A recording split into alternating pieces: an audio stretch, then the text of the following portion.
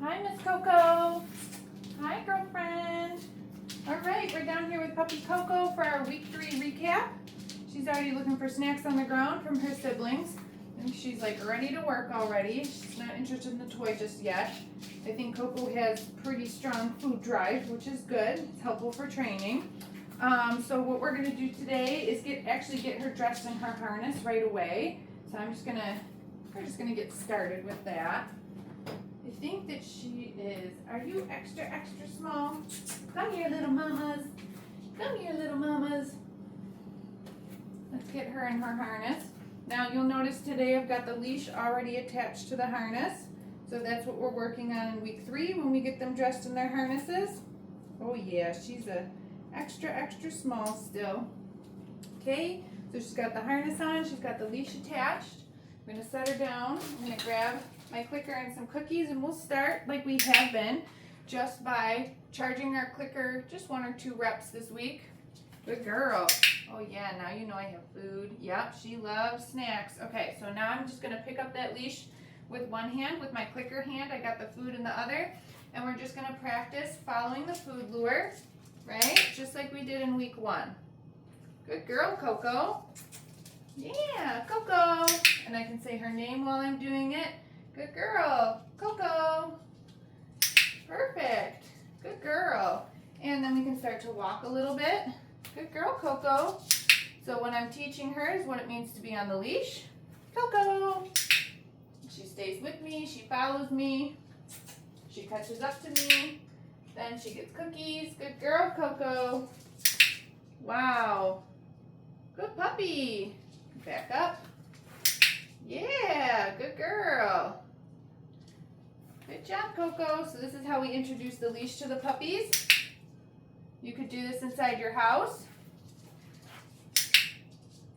especially if you got a little bit bigger space than our training space here. You could go up and down a hallway or around the living room or whatever you got.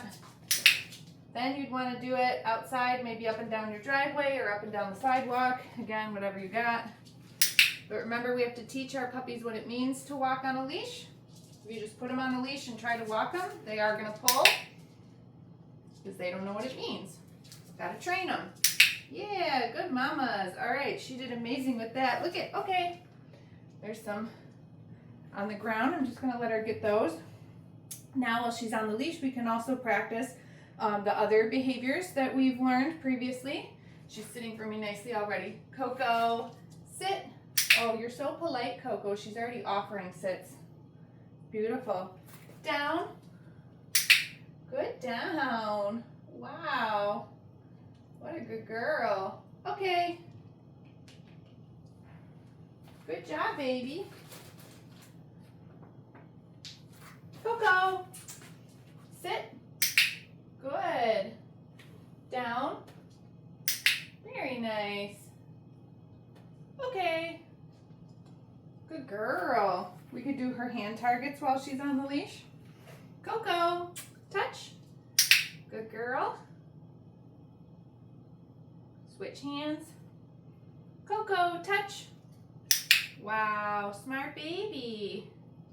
What a good girl. Want to get that one? Perfect. All right, so working on your puppy on the leash, working with them. Definitely want to continue doing that at home. Good girl, baby.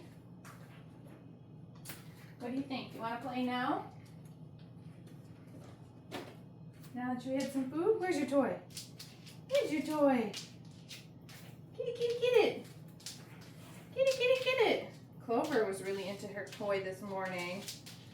Koko just wants the snacks.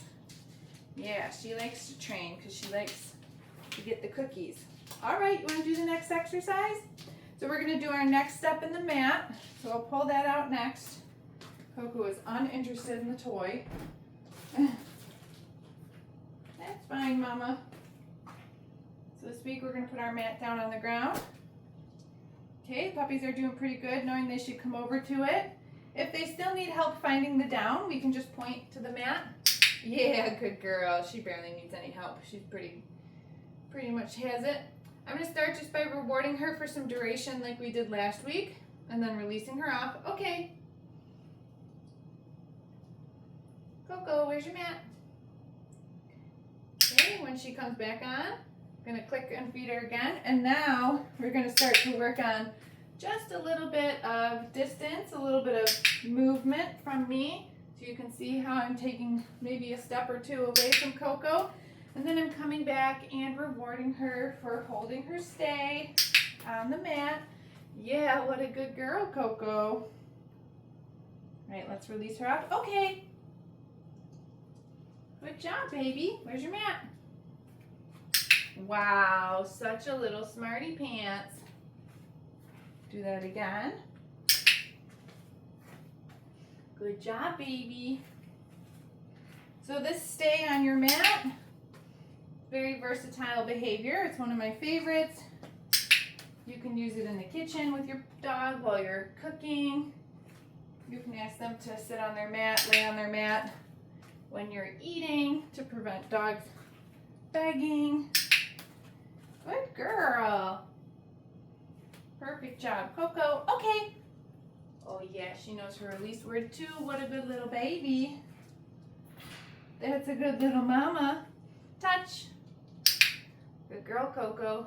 Let's do a little bit of the flying cookie game. Remember, this is a good one to practice your dog's name recognition, little recall exercise. Koko, okay. Koko. Good girl. Okay. Koko. Good job, baby. Okay.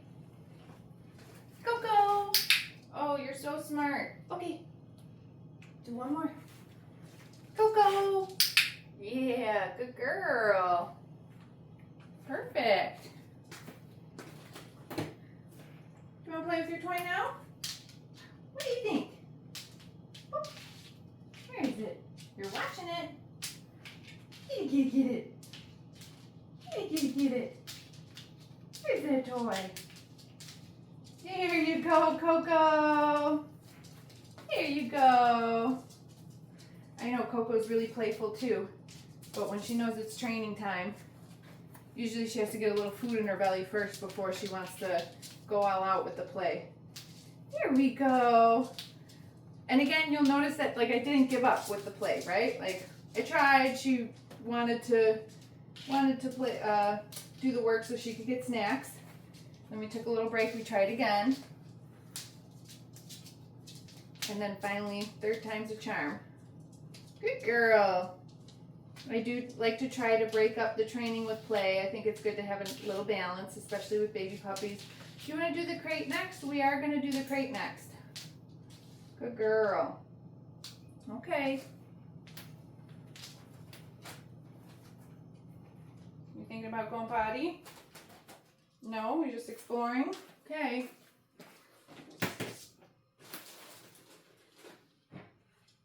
All right. Let me show you what we added for week 3 with the crate. Come on out of there, Koko. You find somebody else's crumb. Here. Kennel. Good girl, mamas. Good girl. So this week we added closing the door once they're in, feeding them 1 or 2 treats for being in. Then we're going to open up the door and we feed them for staying. And then we use the release word. Koko, okay. Good girl. Kennel. You see how she wants to come right back in? Close the door. Good job, baby. We're creating some real positive associations with the crate here. Teaching our dog not to rush out just because we opened the door. Nice impulse control exercise. Okay. Releasing her out when we're ready with her release word.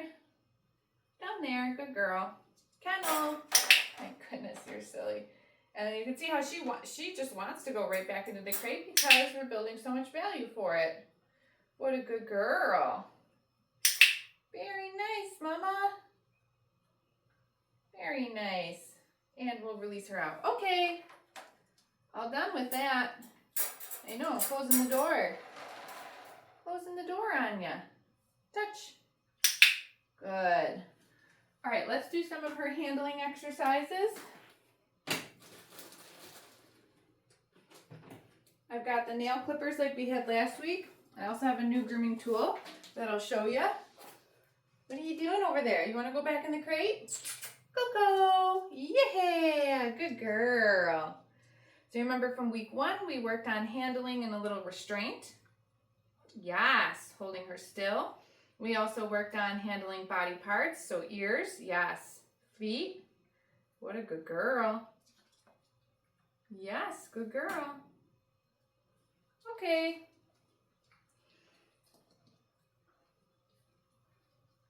Do her back feet. There we go. Oh my goodness. Come back this way. This one. Yeah. It's a little bit wiggly with her back feet. That's okay. It's just something that I would, Koko was my puppy, I would make sure to keep working on. Yes, good girl. Get it. All right. Then we also practiced last week with just petting them with the grooming tools, whether that's the nail clipper, brush, whatever else. Yes, good girl. Then we can, if it's nail clippers, yes, we can bring them to her feet. Yes. Yes. Yes. What a good job. All right. And then finally, new for this week, noisy grooming tools. So these are clipper blades. I don't have the blade on it. We're not going to give her a funny haircut. We just want to expose her and socialize her to the sound of the clipper blades. I'm going to turn them on. And I'm just going to drop a couple cookies on the ground. Let her find those. Then I'm going to go ahead and turn them off. You're sitting on one. You missed one. I'm going to wait about 15 or 30 seconds, and then I'm going to go ahead and turn it back on again. And then we drop a couple more. The puppy doesn't need to be right on top of the clipper blades if they don't want to. Of course, if they want to go up and sniff them or check them out, totally fine. I'm going to turn them off. We're going to wait a few seconds again. But this is more just like, I don't need the dog to interact with the clipper blades. It's more just about be okay with the noise. I don't want the dog the first time ever to hear the sound of clipper blades when they need to have a full groom, because that might be a lot for a puppy, right? I'm going to turn them on again. Ooh, cookies. Good girl. Get that last one. Good job. Great. And then we're going to turn them off, and we'll end it there. So Koko's a great little puppy. She's very playful. She has very strong food drive, which is great, especially for training. She did very well with all of her exercises, and she's going home this weekend.